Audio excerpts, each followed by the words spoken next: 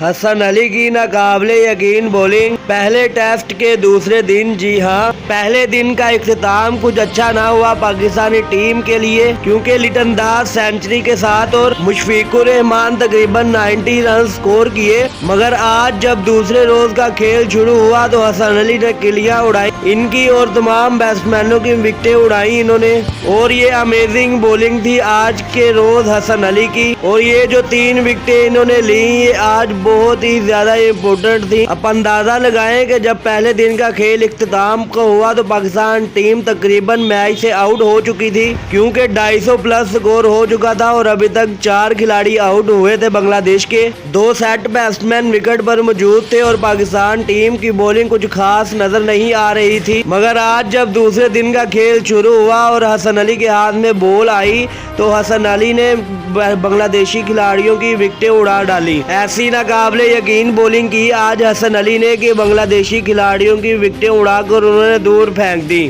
حسن علی نے 3 وکٹیں حاصل کی اور پاکستانی ٹیم کو میچ میں واپس کم بیک کروایا۔ Thanks for watching my video.